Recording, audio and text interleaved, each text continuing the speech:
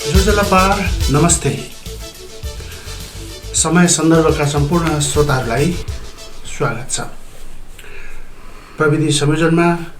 सुशान्त श्रेष्ठ र म शङ्कर थापाको। श्रोताहरू, नेपाल भाषा एकाडेमीको निमित्त अनक मिडियाद्वारा प्रस्तुत गरिने यो समय सन्दर्भ कार्यक्रम आइतबार, मङ्गलबार र बिहिबार बिहान ठिक यसै बेला प्रस्तुत हुन्छ। विभिन्न समसामयिक विषयहरू हामी यसमा समावेश गर्छौँ। नेवा एफएम सुन्नलाई केही कठिनाइ भयो वा सकिएन भन्ने किसिमको गुनासो श्रोताहरूबाट निरन्तर आइरहेको छ। म यहाँलाई के अनुरोध गर्न चाहन्छु भने हाम्रो पात्रो डाउनलोड गर्नु अनुरोध गर्छु। मोबाइलमा हाम्रो पात्रो डाउनलोड गरेपछि त्यहाँ रेडियोहरू सर्च गर्न सकिन्छ र रेडियो सेट छ भने 106.6 मा यहाँले सुन्न सक्नुहुनेछ। र कतिपय कार्यक्रमहरू र दैनिक समाचारलाई हामीले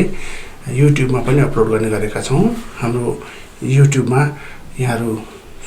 सुन्न सक्नुहुनेछ, हेर्न सक्नुहुनेछ र सकिन्छ भने कमेन्ट लेखिदिनु होला र सब्सक्राइब गरिदिनु हुन पनि म अनुरोध गर्छु। हाम्रो युट्युब च्यानललाई नेवा एफएममा सर्च गर्नुभए हाम्रो युट्युब च्यानल भेट्नुहुनेछ। श्रोताहरू, आजको कार्यक्रममा हामी एकजना स्वास्थ्य कर्मीसँग कुराकानी गर्दैछौँ। उहाँ हुनुहुन्छ सुरेन्द्र वज्राचार्य,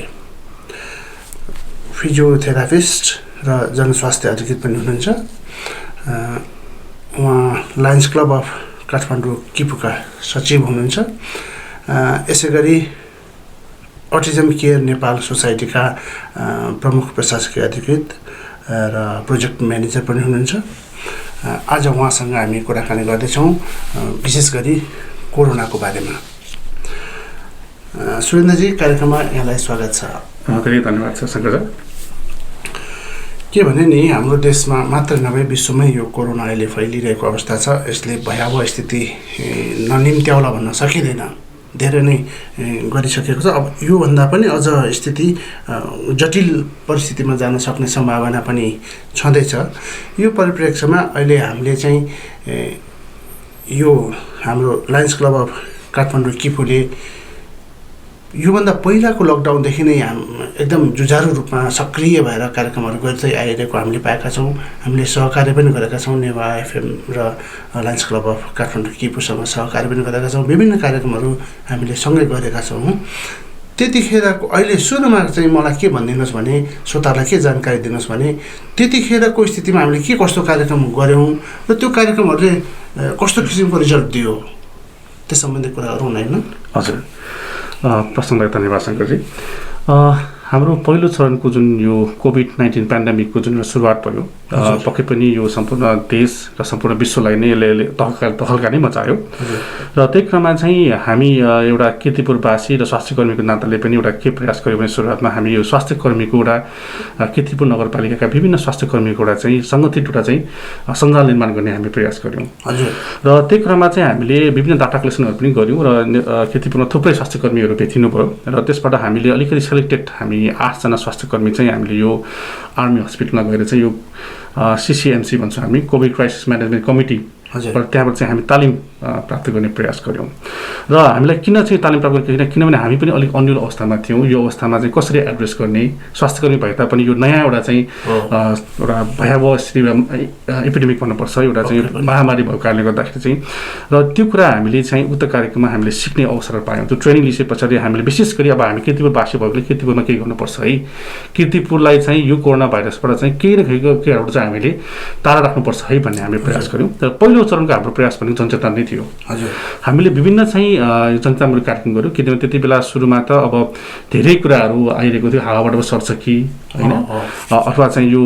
मान्छे सर्ने बित्तिकै मान्छे मर्छ कि भन्ने कुराहरू भयो। सो विभिन्न कुराहरू चाहिँ त्यस्ता किसिमको आइरहेको थियो। र त्यसले गर्दाखेरि हामीलाई के फिलिङ भयो भने यो त सही जानकारी भएन कि, किनभने हामी स्वास्थ्यकर्मी नाताले हामी विश्व स्वास्थ्य सङ्गठन कुराहरू पनि सुनिरहेका हुन्थ्यौँ, विश्वका विभिन्न चाहिँ समाचारहरू सुनिरहेका थियौँ। सही समाचार के हो त, फेसबुकमा थुप्रै समाचार आउँथ्यो होइन। त्यसलाई हामीले सही जानकारी चाहिँ चाहिँ जनसमुदाय दिनुपर्छ है भन्ने सोचले चाहिँ उक्त तालिम पछाडि हामीले विशेष गरी चाहिँ यो मास्कको प्रयोग होइन किनभने यो कोरोना भाइरसले चाहिँ श्वास प्रश्वास प्रणालीमा असर पर्ने भएको कारणले गर्दाखेरि मास्क चाहिँ सबैले लाउनुपर्छ यो अनिवार्य रूपमा लाउनुपर्छ भन्ने कुरा चाहिँ त्यसलाई महसुस गऱ्यौँ तर मास्क पनि कस्तो खालको मास्क लाउने त्यति बेला त थुप्रै मास्क लगाएको थियो होइन के N95 मास्क भन्छ N95 मास्क भन्छ सर्जिकल मास्क भन्छ कपडा मास्क कुन बेटर त होइन पहिला सुरुमा त अब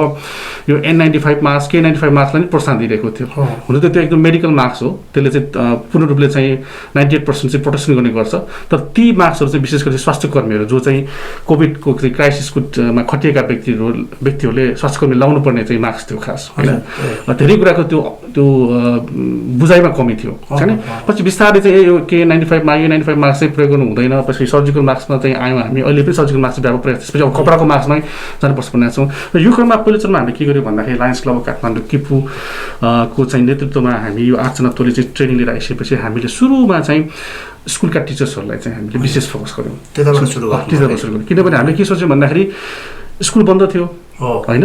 तैपनि अब अनलाइन बिस्तारै सुरुवात भइसकेको थियो अब टिचर्सहरू पनि खाली अवस्थामा बसिरहनु भएको यदि हामी टिचरलाई हामी सही चाहिँ एजुकेट गर्न सक्यो भने होइन सही शिक्षा दिन सक्यो भने विद्यार्थीहरू टास्क हुन्छ विद्यार्थी टास्क भएपछि विद्यार्थीबाट घरबाट पुग्छ भन्ने हिसाबले हामीले स्कुलमा सुरु गऱ्यौँ विशेष गरी हामीले त्यति बेला चाहिँ उज्जवल स्कुलबाट सुरु गऱ्यौँ त्यसपछि जनसेवा स्कुलबाट सुरु गऱ्यौँ होइन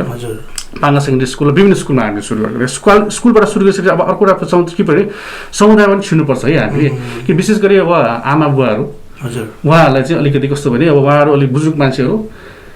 नबुझेको कारणले गर्दा के नै हुन्छ भन्ने जस्तो फिल गर्ने छैन हामीले चाहिँ विशेष गरी के भने फेरि आमाहरूलाई फोकस गऱ्यौँ कि आमा समूहहरूलाई फोकस गरेर आमा समूहलाई टार्गेट गऱ्यौँ त्यो स्थानीय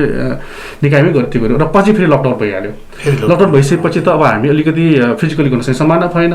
किर्तिपुरमा एक दुईवटा केस फाट्टा देखियो भन्ने कुरा आयो होइन त्यसपछि हामी सङ्क्रमणबाट त सुरक्षित रहेर गर्नु पऱ्यो भन्ने हिसाबले चाहिँ हामीले अब भर्चुअली सुरु गऱ्यौँ हामीले सम्पूर्ण कार्यक्रम विभिन्न भर्चुअल कार्यक्रम चाहिँ अब यो विशेष गरी एउटा चाहिँ हामीले एउटा प्रोग्रामै प्याकेज बनाएको थियौँ breaking the chain of infection COVID-19 भनेर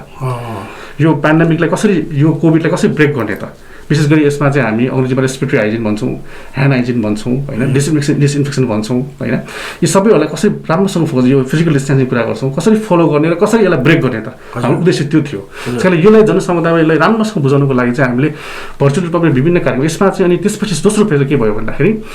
अब पहिलो चरणमा हामीले चाहिँ यो मास्क प्रयोगलाई चाहिँ विशेष ध्यान दिनुपर्छ भन्ने फोकस गरेर हामीले तपाईँको मास्क खोइ भन्ने अभियान पनि सञ्चालन गर्न दोस्रो फेज पहिलो चरणमै हामीले पहिलो कार्यक्रम चाहिँ हामी ब्रेक निचेन इन्फेक्सनबाट सुरुवात गऱ्यौँ अनि त्यसपछि त्यसलाई अलिकति मोडै हामीले किनभने अब समुदाय स्तरमा अलिकति किनभने कोहीको सबै त त्यति जानकारी त हुँदैन होइन त्यस कारणले गर्दा आमा बुवाहरूलाई विशेष गरी चाहिँ जो चाहिँ अलिकति चाहिँ उहाँको चाहिँ बुझाइमा कमी हुन्छ उहाँलाई चाहिँ सही रूपमा जानकारी दिनुको लागि चाहिँ तपाईँको मास्क खोइ एउटा एवारनेस हिसाबले चाहिँ तपाईँको मास्क खोइ भनेर हामीले जानकारी किनभने अब मठ मन्दिरमा थुप्रै जनमत हुने होइन अब टोलमा ग्रुप बनाएर चाहिँ गफहरू गरिराख्ने मास्क नलाउने त्यहाँबाट सङ्क्रमण बढ्न सक्ने त्यो त एक सङ्क्रमण बढ्न पनि थालिसकेको कुराले हामीले त्यसलाई तपाईँको मास्क खोइ अभियान सुरु गऱ्यौँ र त्यसमा लगभग 40-45वटा संस्थाहरू किर्तिपुरको सबैजना आफ्नो आइफोन पनि हुनुहुन्थ्यो होइन सबैजनाको सहकार्यमा चाहिँ हामीले सुरुवात गऱ्यौँ यो दोस्रो फेजको कार्यक्रममा हामीले सुरुवात गऱ्यौँ र त्यस सँगसँगै हामीले ह्यान्ड इन ह्यान्ड चाहिँ अब स्वास्थ्य कर्मीको टोलीहरू हामीले ब्रेकिङ चेन इन्फेक्सनबाट लाग्यौँ र प्लस तपाईँको मास्कको अभियानलाई पनि सँगसँगै लगेर यसमा हाम्रो लायन्स क्लब सँगसँगै अहिले हामीले नयाँ क्लब गठन गरेर लियो क्लब काठमाडौँ किपु भनेर हजुर अनि त्यो लियो क्लब काठमाडौँ किपुको पनि सहकार्यमा हामी आयौँ र यसमा हाम्रो किर्तिपुर नगरपालिका होइन विभिन्न वडा कार्यालयहरू त्यसै यहाँको सामाजिक संस्थाहरूसँग सम्पूर्णसँग सहकार्य गरेर हामी अगाडि बढ्ने प्रयास गऱ्यौँ यो पहिलो चरणमा चाहिँ हामी प्रयास गरेका थियौँ यो अब भनौँ यसको अब निरन्तरता चाहिँ नरोकिने देखिन्छ होइन यो कोरोना चाहिँ अब यसको लागि जनताहरू सचेत पनि भइसकेका छन् सबैजना सचेत छन् तर नेग्लिजेन्सी चाहिँ अलिक बढी छ है पक्कै पनि यो नेग्लिजेन्सीले गर्दाखेरि फेरि यो रोग बढेर धेरै सामाजिक स्तरमै सङ्क्रमण बढ्ने त होइन भन्ने किसिमको कता कता चिन्ता पनि छ हामीलाई अब यो दोस्रो फेजमा जुन हाम्रो फेरि लकडाउन भयो अनि त्यतिखेर चाहिँ हाम्रो यो लायन्स क्लब अफ काठमाडौँ किपुले चाहिँ कस्तो किसिमको कार्यक्रमहरू गरेर अब योभन्दा बढी यो अबको अगाडि पनि कस्तो किसिमको कार्यक्रम अगाडि कस्तो किसिमको कार्यक्रमहरू लिएर जाने र जनतालाई सचेत गर्ने कोसिस गरिरहेको छ त हजुर पक्कै पनि यसमा बुझ्नुपर्ने कुरा एउटा के लागिरहेको छ भन्दाखेरि चाहिँ पहिलो फेजमा हामीले अलिकति चाहिँ उमेर गइसकेका अलिकति व्यक्तिहरूलाई चाहिँ यसले सङ्क्रमण बढी गरेको थियो होइन 40 वर्षभन्दा माथिको व्यक्तिहरूलाई दोस्रो फेजमा आएर त यङ व्यक्तिलाई नै होइन युवाहरूलाई पनि धेरै ग्रसित गर्यो धेरै युवा व्यक्तित्वहरू पनि अखालमा मृत्युवरण गर्ने अवस्था पनि आयो होइन यसले एउटा के बुझ्नुपर्छ भन्दाखेरि यो कोरोना भाइरसको एउटा चाहिँ आफ्नो ट्रेन्ड चाहिँ चेन्ज भएको छ यो अझ सबल भएर आएको छ यो वातावरणसँग चाहिँ अझै उसले जुड्न सक्ने हिसाबले आएको छ त्यस कारणले तेस्रो लहर पनि आएको छ भने हामीले सुनिरहेका छौँ होइन यो त अरू देशमा त बच्चाहरूलाई पनि सङ्क्रमित गर्ने अवस्था पनि आइसकेको छ होइन त्यसले गर्दाखेरि हाम्रो युवा र हाम्रो चाहिँ बालबालिकालाई यसले सङ्क्रमित गर्यो भने त यो त ठुलो भयावह स्थिति आउँछ त्यसलाई हामीले यसलाई चिर्नै पर्छ हामीले रोक्नै पर्छ होइन हाम्रो प्रयास त्यस कारणले हामीले अब दोस्रो फेजमा फेरि हामीले के प्रयास गर्यौँ भन्दाखेरि चाहिँ अहिले हामीले चाहिँ एउटा यो युनिसेफसँग पनि टाइअप गरेका छौँ कीर्तिपुर नगरपालिकासँग पनि टाइअप गरेका छौँ अहिले लायन्स क्लब काठमाडौँ किपु र लियो क्लब काठमाडौँ किपुले चाहिँ हामीले यसलाई चाहिँ कोर्डिनेसन गर्ने प्रयास गरिरहेका छौँ हाम्रो मुख्य कुरा के हो भन्दाखेरि चाहिँ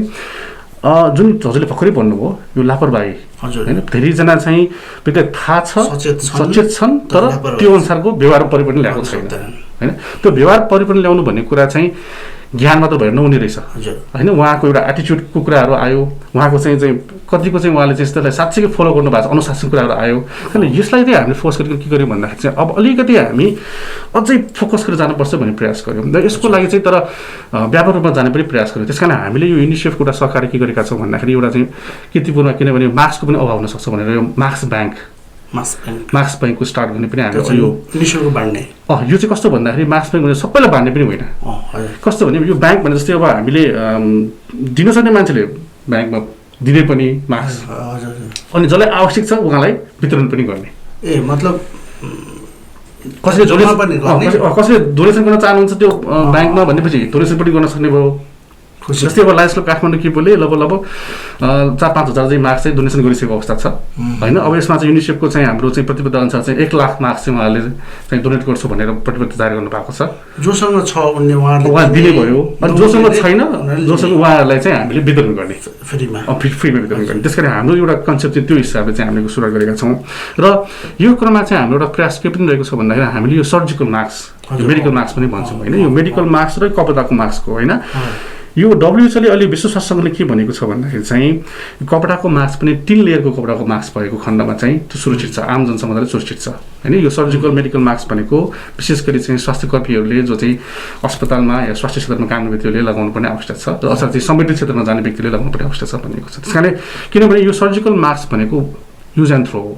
होइन पहिलोचोटि प्रयोग गर्यो छो गर्यो हुन त यो मास्कमा पनि एउटा चाहिँ 3 लेयरै हुन्छ यसमा चाहिँ जस्तै कि अब यसमा विशेष कसरी लगाउने भन्ने पनि हुन्छ त्यो निलो भाग चाहिँ बाहिर हुनु पर्यो सेतो भाग चाहिँ भित्र हुनुपर्छ अनि त्यो बिचमा एउटा चाहिँ फिल्टर लेयर हुन्छ यो हाम्रो सर्जिकल मास्कमा होइन त्यसको कारण के निलो बाहिर हुनुपर्छ कस्तो भने निलो भनेको चाहिँ यो वाटर रेजिस्टेन्ट हो क्या त्यो कारण बाहिर यो पानीलाई चाहिँ उसले चाहिँ रोक्छ कुनै पनि छिटा आयो भने कुनै पनि कुरा आयो भने होइन जस्तै अब कसैले खोक्यो भने छिटा आयो हाम्रोमा आयो मास्कमा आयो त मास्क भित्र छिर्न दिँदैन होइन यो सकेसम्म रोक्ने प्रयास गर्छ त्यो बारे सर्वसाधारणलाई थाहा छ हो यो कुरा जानकारी कहिले उल्टो मास्क लगाइरहेको हुन्छ उल्टो लगाइरहेको हुन्छ कसैले चाहिँ मास्क चाहिँ तल चिउँदोमा लगाइरहेको हुन्छ होइन नाक खुल्लै राखेर हुन्छ त्यस कारण यो कुरा जानकारी छैन जनसमुदायमा होइन मास्क लगाउने बेलामा अनि अर्को भनेको यो भित्रको के वाटर एब्जर्बेन्ट हामीले खोक्दाखेरि हजुर कुरा त्यो सोध्छ कि भित्रको लेयर त्यस कारणले सेतो भाग भनेको भित्र हुनु पर्यो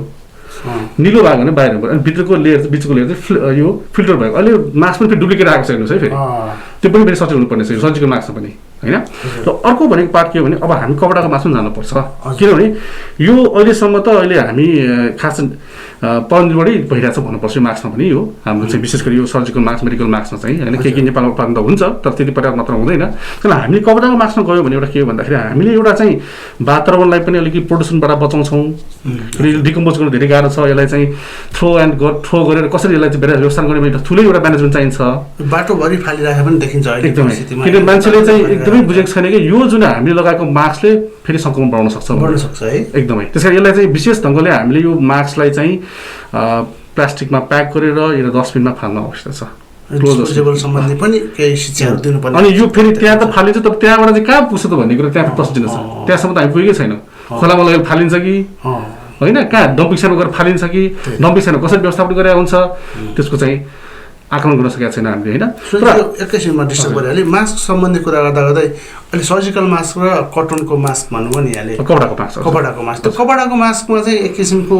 कपडाको धागोहरूको धुलो हुन्छ नि, हजुर, त्यो नाकबाट गयो भने फोक्सोमा इन्फेक्सन हुने डर हुन्छ भन्दैन। अब यसमा चाहिँ विशेष ध्यान दिनुपर्ने कुरा के छ भन्दाखेरि चाहिँ यो जुन हाम्रो कपडाको मास्क चाहिँ हामी कस्तो कपडा प्रयोग गरेका छौँ होइन। किनकि कपडाको मास्कमा पनि हामी सकेसम्म जुन कटन युज गर्नुपर्ने हुन्छ, कसैले पोलिस्टर युज गर्छ होला, कसैले चाहिँ उलन कपडा युज गर्छ होला, त्यस्तो युज गरेर भएन।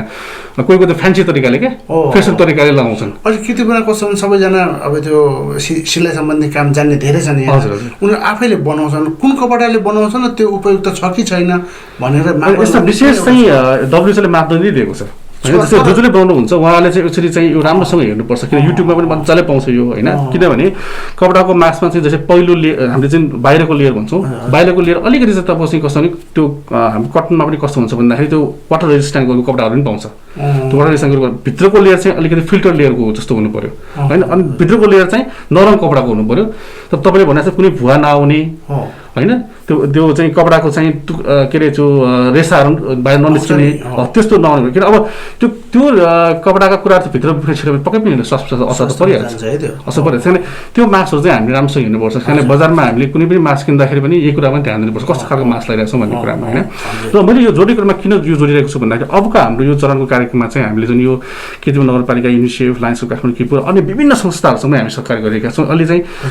एउटा नारा लगाएका छौँ हामीले, no mask no talk, no mask no talk भयो, no mask no entry, no mask no service होइन। हामीले तिनवटा एउटा कुरा गर्छ, किनभने मास्क बिना चाहिँ कुराकानी नगरौँ। किनभने अब हामीले मास्क नलाएको कुराकानी गऱ्यो भने यो सङ्क्रमण बढ्न सक्ने सम्भावना भयो होइन। बिना मास्क चाहिँ कुराकानी निषेध, बिना मास्क प्रवेश निषेध, बिना मास्क चाहिँ सेवा निषेध भनेर नो सर्भिस सेवा निषेध भनेर चाहिँ तिनवटा हामी गरेका छौँ होइन। यो कुनै पनि सार्वजनिक संस्थाहरू भनौँ, ब्याङ्कहरू, हामी ब्याङ्कमा, गाडीमा भयो होइन, सार्वजनिक गाडीमा भयो, त्यसै गरी चाहिँ अब बिस्तारै स्कुल क्षेत्र पनि खोल्ने कुराहरू पनि आइरहेको छन् होइन। त्यसै सामाजिक कुनै पनि हामीले ग्यादरिङ गर्ने क्रममा चाहिँ अब जस्तै अस्ति हामीले सुरुवातमा के दियो भने यो नगरपालिकाले यसलाई चाहिँ किर्तिपुरलाई चाहिँ पूर्ण मार्कसहितको नगरपालिका घोषणा गर्ने क्रममा चाहिँ पहिलो चरणमा हामीले चिलुन्चो बिहार त्यहाँ चाहिँ हाम्रो जुगाउँ भनेर चाहिँ ठुलै जङ्गल भएको थियो, सयौँ मान्छेहरू आएको थियो, त्यहाँ हामीले सुरुवात गर्थ्यौँ। त्यसले गर्दाखेरि धेरै मान्छेलाई चाहिँ के फिलिङ भयो भने मैले मास्क लाउनुपर्छ है, नभएको हामीले भाँडा पनि भान्यौँ। अनि त्यसपछि हामीले चाहिँ मैले राम्रोसँग लगाएको छैन, मैले नाक पनि लाउनुपर्छ है भनेर हामी चित्रसहितको एउटा चाहिँ पोस्टरहरू पनि पाम्पलेट पनि गरिदियौँ क्या त्यहाँ। त्यो गरेर चाहिँ हामीले अलिकति व्यक्तिगत गरेर जसले लाउनु भएको छ उहाँलाई पनि सम्झायौँ। त्यो धेरै परिवर्तन गरेको हामीले महसुस गर्नु। त्यस कारणले यो चाहिँ एकदम गर्नुपर्ने जस्तो लागिरहेको छ। अब हामीले हिजो भर्खर चाहिँ बागबोरा परिसरमा पनि एउटा चाहिँ त्यहाँ पनि जनमानव समुदायलाई चाहिँ एउटा सूचना दिने, जानकारी दिने र साथसाथै हामीले चाहिँ र्याली नै गरेर भित्री जनसमुदाय, किनभने नयाँ परिसरमा त अलिकति प्रहरी हुन्छ होइन, अलिकति मानिसहरूलाई वाच गरिरहेको छ होइन, त्यस कारण उहाँ लाउनु भएको छ। त्यो भित्री बस्तीहरूबाट त धेरै मान्छे लाउनु भएको छैन, गाउँभित्र हाम्रो बस्तीभित्र त गल्ली गल्लीहरूमा। त्यस कारण हामीले त्यो एरियामा चाहिँ हामीले विशेष हिजो फोकस पनि गऱ्यौँ होइन। र हाम्रो पहिला चाहिँ एउटा सेन्सिटाइज मात्र थियो, किनभने यो पछि हामी यो केही चरणमा गएपछि अलिकति प्रहरीसँग समन्वय गरेको चाहिँ थोरै कडा कारबाही पनि गर्ने प्रोसेसमा पनि छौँ। किनभने यो हामी सुरक्षित हुनको लागि होइन, त्यो जनमानसले बुझ्नु भएको छैन किन यस्तो गरेको, यो बेकार अनावश्यक रूपमा यो हामीलाई दुःख दिइरहेछ भन्नेले पनि फिल गरिरहेका छन्। हामी मात्रै गएर उनीहरूलाई चेतना जगाउँछु भन्दाखेरि पनि उनीहरूले अर्कै अर्थमा नबुझेर यिनीहरूले बित्थामा दुःख दिइरहेछ त्यस्तो पनि कुराहरू पनि छन्। त्यस कारण हाम्रो प्रयास के हो भन्दाखेरि हामीले चाहिँ सुरुमा यो जनचेतना फैलाउँछ, हाम्रो प्रयास भनेको व्यवहारमा परिवर्तन ल्याउनु। त्यो व्यवहार परिवर्तन ल्याउनु लागि विभिन्न चाहिँ अवधारणा अप्नाउनु पर्ने हुन्छ, उहाँलाई एकदमै शिक्षित पनि गराउनु पर्ने हुन्छ। अब कोही व्यक्तिलाई चाहिँ अब मान्नै हुन भनेपछि उहाँलाई बाध्यकारी पनि बनाउनु पर्ने हुनसक्छ होइन। त्यस कारण किनभने आफू पनि सुरक्षित हुनु पऱ्यो, अरूलाई पनि सुरक्षित हुनु पऱ्यो। अब यो यसमा विश्व स्वास्थ्य सङ्गठनले के भनेको छ भन्दाखेरि यो कोरोना भाइरस भनेको तबसम्म निर्मूल हुँदैन जबसम्म सबैजना चाहिँ सुरक्षित हुँदैन, सरिहाल्छ नत्र है। त्यस कारण यो विश्वबाट यो पुरै निर्मूल हुनुको लागि सबैजना यो विश्वका सबै चाहिँ व्यक्तित्वहरू चाहिँ सुरक्षित नभएसम्म कोरोना निर्मूल हुँदैन भन्ने कुरा चाहिँ उहाँले नारै निकालिदिनु भएको छ। यसलाई हामी ध्यान राख्छौँ। अब यो सँगसँगै हामीले यो अर्को ब्रेकिङ द चेन अफ इन्फेक्सनको लागि हामी दोस्रो फेज पनि सुरु गर्दैछौँ, जसमा हामी टट प्रोग्राम सुरु गर्दैछौँ। हामी स्वास्थ्यकर्मी अन्य अरू स्वास्थ्यकर्मी उत्पादन गर्ने प्रयास गरिरहेका छौँ किर्तिपुरमै। हामीले तालिम सुरुवात गर्ने यसमा ट्रेनिङ म्यानुअल हामी डेभलप गर्दैछौँ अहिले चाहिँ र अर्को चाहिँ तपाईँको मास्क खोइ अभियानको दोस्रो चरण हामी सुरु गरिसकेका छौँ यो पनि एउटा अर्को चाहिँ सुरुवात भयो र साथसाथै हामी विभिन्न संस्था सहकार्य पनि सुरु गरिसकेका छौँ यो अहिले अब एकदम ह्युमन रिसोर्सको आवश्यकता पर्छ है विशेष गरी हामी युवा वर्गलाई विशेष हामी आह्वान गरिरहेका छौँ अब यस्तै हाम्रो यसमा चाहिँ विशेष गरी अब प्रहरीसँग पनि राम्रो समन्वय भइरहेको छ सामुदायिक सेवा केन्द्रदेखि लिएर होइन अब मिडियाको पनि थुप्रै आवश्यक छ किनभने हाम्रो यो प्रोग्राममा चाहिँ मिडियामा पनि अब हजुरको अब नेवा एफएम रेडियोसँग पनि एकदम टाइअप गर्ने हामीले सोचिरहेका छौँ किनभने यो मिडिया भनेको एकदम ठुलो चौथो अङ्ग हो होइन देशको अब रेडियो मार्फत चाहिँ धेरै हामी सूचना फैलाउन सक्छौँ होला हजुरको सहकार्य पनि पक्कै पनि चाहिन्छ सो हाम्रो यो प्रयास जारी छ यसमा अब थुप्रै चरणमा हामीले के गरेका छौँ भन्दाखेरि यो गर्नुभन्दा अगाडि चाहिँ हामीले एउटा चाहिँ सर्वेक्षण पनि गरेका छौँ कि होइन कति प्रतिशत व्यक्तिले मास्क लगाएका छ कि छैनन् उहाँहरूको चाहिँ बुझाइ कस्तो छ त्यसको आधारमा पनि हामी अगाडि अनि हामी विशेष गरी के चाहन्छौँ भने यो कीर्तिपुर नगरपालिकाले स्वामित्व लिइकन वडा स्तरीयबाट नै यसलाई जाओस् र हामी यसमा विशेष गरी वडा अध्यक्षहरूलाई पनि यसलाई एकदम चर्चा गरेका छौँ अनि विशेष किनभने नगरपालिका वडा भनेको चाहिँ एउटा चाहिँ सरकारी निकाय भयो उहाँहरूले भन्दाखेरि चाहिँ अलिकति त्यसको गहनता पनि बढी हुन्छ र हामी जस्तो सामाजिक संस्थाहरू भनेको चाहिँ अनुरोध गर्ने हुनसक्छ तर त्यसलाई चाहिँ अलिकति कानुन पक्षमा लानको लागि अनुगमन गर्नको लागि अनि त्यसको लागि चाहिँ हाम्रो स्थानीय सरकारको पनि ठुलो दायित्व हुन्छ लाग्छ त्यस कारण हामीले सकेसम्म चाहिँ यसमा कीर्तिपुर नगरपालिका प्लस वडा स्तरमा पनि उहाँहरूलाई चस्काइकन हामी अब विभिन्न चरणमा चाहिँ अब वडा स्तरमै कार्य गर्ने पनि अगाडि बढिसकेका छौँ धेरै राम्रो है अब यसमा हामीले एन्टी कोभिड सुई पनि लगाइसकेका छौँ अहिले लगभग कति पर्सेन्ट भयो 70% जतिले लगायो होला है अब त्यसको आँकड़ा त त्यस्तै नै छ होइन तर अब साह्रै एक्ज्याक्टली कुरा 60% भन्नुपर्छ लाग्छ होइन अब यसमा यस्तो छ सर मलाई एउटा भन्नुपर्दाखेरि चाहिँ अहिले हाम्रो देशमा भ्याक्सिन उत्पादन भएको छैन होइन अब यो चाहिँ मेरो एउटा अध्ययनले कुरा फिल गरेको चाहिँ अब सबै भ्याक्सिनहरू हामी परदेशमा चाहिँ निर्भर छौँ होइन त्यसमा चाहिँ विभिन्न भ्याक्सिनहरू आइरहेछन् अब त्यसको साइड इफेक्ट पनि आएको देख्यौँ हामीले कसैलाई चाहिँ दुइटै भ्याक्सिन लगाइसकेको छ फेरि कोभिड पोजिटिभ भइरहेको देखिरहेछ होइन कुन भ्याक्सिनको कति प्रतिशत चाहिँ यसले चाहिँ सूचित गर्छ भन्ने कुरा हामीसँग ठ्याक्कै भन्न सक्ने डब्ल्युएचओले दिएको छ तर यकिनसार हो कि होइन भन्ने विश्वास गर्न सक्ने आधार बनिसकेको छैन जस्तो लाग्छ जनसमुदायमा त्यो किसिमको चाहिँ अन्डरस्ट्यान्डिङ पनि भइसकेको छैन डब्ल्युएचओले दिएको रेकर्ड पनि नमिलेको हो कि जस्तो अब कस्तो भने सायद किनभने अब उहाँले त विभिन्न देशमा एउटा एक्सपेरिमेन्ट त गर्नुभएको हो तर अब नेपाल जस्तो देशको आफ्नै एउटा चाहिँ भौगोलिक एउटा चाहिँ बनावटको छ होइन जियोग्राफिकल रिजन जस्तै छ हाम्रोको मानिसको क्षमताहरूदेखि लिएर मानिसको चाहिँ आफ्नो चाहिँ विभिन्न किसिमको चाहिँ रहन सहन छुट्टै छ होइन त्यसको आधारमा सायद त्यसको प्रभावकारिता कतिको छ छैन भन्ने कुरा त्यसको फेरि अध्ययन गर्न जरुरी त पक्कै पनि हुन्छ जस्तो लाग्छ तर मलाई के फिलिङ गरेको छ भने दोस्रो जस्तै यो भेक्सिनको कुरा गरौँ होइन दुइटै डोज लगाइसकेको छ तै पनि सङ्क्रमण भइसकेको छ भनेपछि त्यहाँ के छ भन्दाखेरि चाहिँ अझै पनि सुरक्षित पर्छ है हामीले भ्याक्सिन लगायो भने अब मलाई हुँदै नहुने म सङ्क्रमण नहुने मैले कसैलाई सार्दै नसार्ने चाहिँ होइन है त्यस कारणले पनि यो अनिवार्य मास्क चाहिँ लाउनुपर्छ है अब एक्लै भएको बेलामा परेन तर जब हामी तपाईँ समूहमा जानुहुन्छ बाहिर जानुहुन्छ बाहिर निस्किनुहुन्छ होइन आफ्नो परिवार सुरक्षित हुनुको लागि आफू पनि सुरक्षित हुनुको लागि र जनसमुदायले सुरक्षित बन्नको लागि चाहिँ हामीले यो मास्क चाहिँ लाउनुपर्छ है र साथसाथै चाहिँ मैले एउटा विशेष जोड्नुपर्ने कुरा के छ भने ह्यान्ड हाइजिन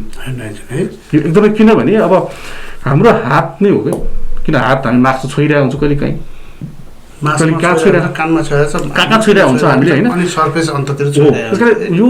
सकेसम्म त्यसलाई हामी रोक्नु पर्यो मास्कमा घरिघरि मास्कमा छुने होइन अथवा चाहिँ बाहिर अनावश्यक रूपमा चाहिँ छुने रोक्नु पर्यो र यदि हामी थाहा नभएको छुन्छौँ त त्यस कारणले सकेसम्म चाहिँ 40 सेकेन्ड राम्रोसँग सामान पानीले हात धुनु पर्यो त्यसमा विधिहरू छ सम्पूर्ण विधिहरू अप्नाइकन हात धुनु पर्यो र सकेसम्म चाहिँ सेनिटाइज गर्दाखेरि पनि 40 सेकेन्ड नै राम्रोसँग हतार हतार गर्छौँ क्या हामी सबै कुरा त्यो औँलाको कापो यस्तो भित्रहरूमा थाहै हुँदैन त्यस कारण हामी अलिकति चाहिँ मजाले नै त्यसलाई राम्रोसँग हातमा चाहिँ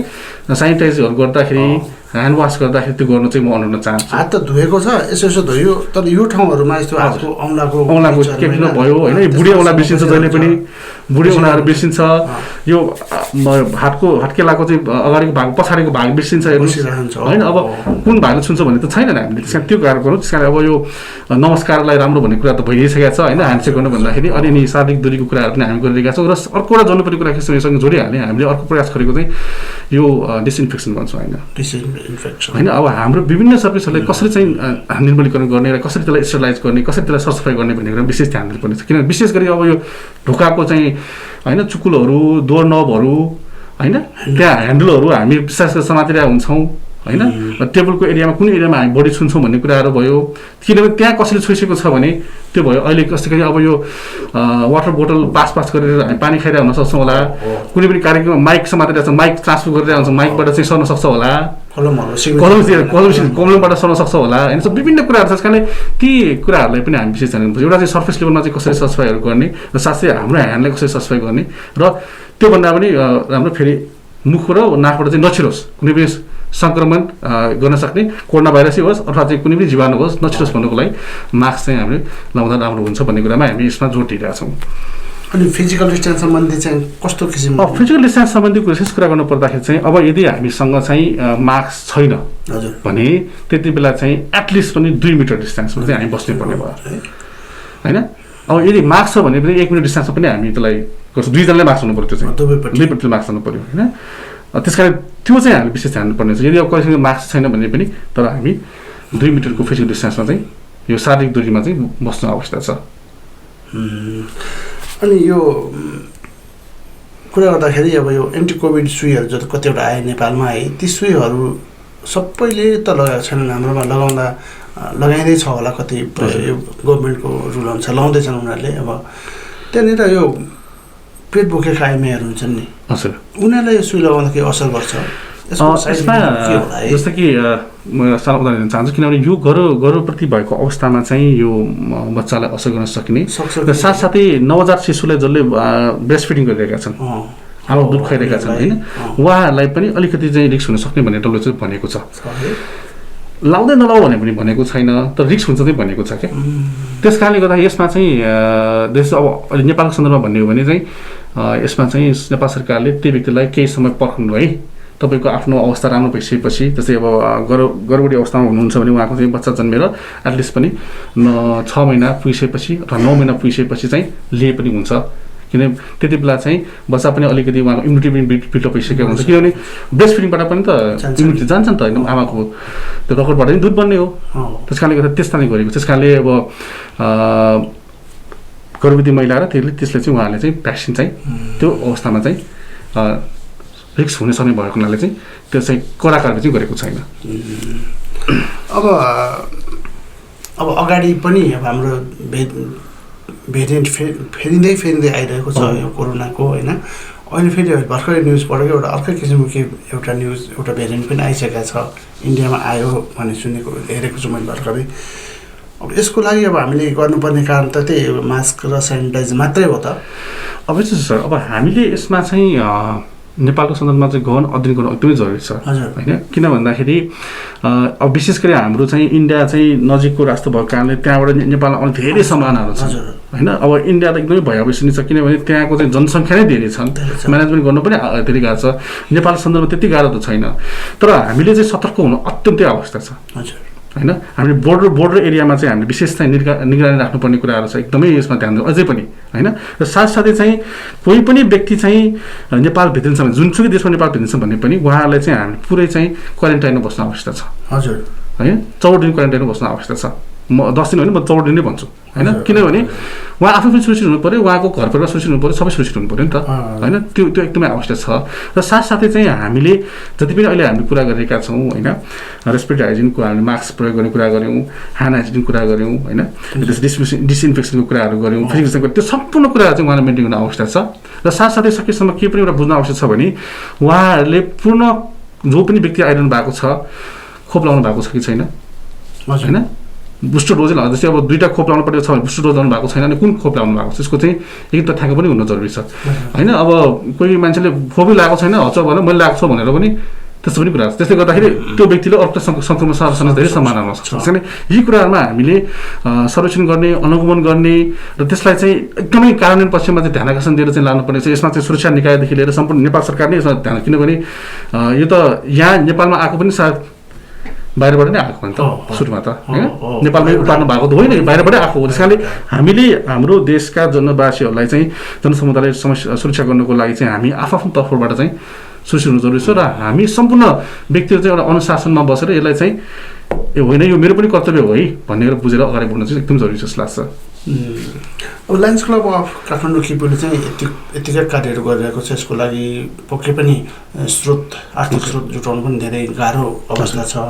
यो अवस्थामा अब सरकारले पनि त केही सहयोग गरिदियोस् कि कुनै किसिमको सुविधा दियो भने यहाँलाई अझ काम गर्न सरल हुन्छ भन्ने केही किसिमको सोचाइ राख्नु भएको छ। हजुर पक्कै पनि अब हामी लायन्स क्लब काठमाडौँ किपु भनौँ अब लेख्दाखेरि हामी यो त पर्सनल डोनेसनमा चलेको संस्था हो खास भन्ने हो भने हामी खास अब कसैले धेरै सोच्छ कि इन्टरनेसनलबाट केही फन्डिङ आउने होला त्यस्तो होइन। किनभने यो हामीले बरु ड्युजहरू चाहिँ दिन्छौँ हामी इन्टरनेसनली चाहिँ, तर प्रोजेक्टहरू चाहिँ आउँछ बेला बेलामा। त्यस्तो हामीले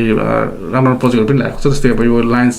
ब्लड ब्याङ्क्स यहाँ स्टार्ट पाएको छ किनभने त्यो स्टार्ट भएको छ होइन। त्यसकारणले यो क्रममा चाहिँ हामीलाई आर्थिक स्रोतको थुप्रै आवश्यकता पर्छ पक्कै पनि होइन। त्यस कारणले पनि हामी हाम्रो आफ्नो जो यहाँ व्यक्तित्वहरू हुनुहुन्छ उहाँले आफूले कन्ट्रिब्युट गर्ने पनि छन्, कन्ट्रिब्युट गर्ने व्यक्तिहरू पनि हुनुहुन्छ होइन। उहाँलाई हामी विशेष धन्यवाद दिन चाहन्छौँ किन हामी पनि आफू तर्फबाट गर्न सक्ने कन्ट्रिब्युट गरिरहेका छौँ। र साथसाथै हामी स्थानीय सरकारलाई पनि त्यस कारणले पनि हामीले रिक्वेस्ट गर्नु खोजेको के भने उहाँको पनि सहकार्य चाहिन्छ। उहाँले पनि स्रोत परिचालन गरिदिनुपर्ने हुन्छ यसमा, किनभने यो त जनसमुदायको लागि हो, कुनै व्यक्ति विषयको लागि होइन। किनभने उहाँहरूको पनि सहयोग अत्यन्त चाहिन्छ। र साथसाथै हामीले अलिकति यसपालि युनिसेफकोबाट पनि केही प्रतिबद्धताहरू आएका छन् होइन। उहाँको तर्फबाट पनि हामी केही आशावादी छौँ, तर उहाँहरू पनि केही समयको लागि हो त्यो त। तर हाम्रो समाजलाई त सुरक्षा दिनुको लागि त हामी जनसमुदाय नै लाग्नु पर्यो र साथसाथै हामी यहाँको चाहिँ सबै व्यक्ति लाग्नुपर्छ भनेर हामी सुरुवात गरेका हौँ होइन। र विशेष गरी चाहिँ यसमा चाहिँ स्थानीय सरकारले चाहिँ विशेष ध्यान आकर्षण हुनु जरुरी छ। उहाँहरूले हामीलाई सहयोग गरेको खण्डमा चाहिँ पक्कै पनि हामीले चाहिँ जुन उद्देश्य राखेका छौँ कीर्तिपुरलाई चाहिँ सुरक्षित बनाउने, मास्क सहितको चाहिँ नगरपालिका बनाउने र सम्पूर्ण जनसमुदायलाई यो कोभिड-19बाट सङ्क्रमणबाट चाहिँ मुक्त बनाउने, त्यो हामी त्यो उद्देश्य चाहिँ प्राप्त गर्न सक्छौँ लाग्छ। र विशेष गरी यसलाई लागि हामी नगरपालिकासँग र वडासँग चाहिँ हामी विशेष पहल गरिरहेका छौँ, अझै पनि गर्दैछौँ। हजुर धेरै राम्रो। पक्कै पनि अब तपाईँहरूको जुन लगाव छ, तपाईँहरूको यो कोरोना सम्बन्धी कोरोनालाई डिसइन्फेक्सन गरेर समाजबाट कोरोना भगाउने जुन यो लगाव छ, यसमा चाहिँ सरकारी तौरबाट पनि केही सहयोग भयो भने होइन सुन्न सुगन्ध हुने थियो होइन। सुरेनजी अब हामी कार्यक्रमको लगभग अन्त्यतिर आइपुगेका छौँ। बराबर यो कार्यक्रममा आएर समाजमा यस्ता किसिमका सूचनाहरू दिनुहुन्छ भन्ने आशा राखेका छौँ। अन्त्यमा जाँदै हाम्रा श्रोतालाई के भनिदिनुहुन्छ कि कुनै सन्देशहरू? पक्कै पनि जुन हजुरले मलाई आज यहाँ कार्यक्रम बोलाउनु पऱ्यो त्यसको लागि विशेष धन्यवाद दिन चाहन्छु सर्वप्रथम त। र हामी पक्कै पनि यो कोभिड-19 को पेन्डेमिक टाइम पिरियडमा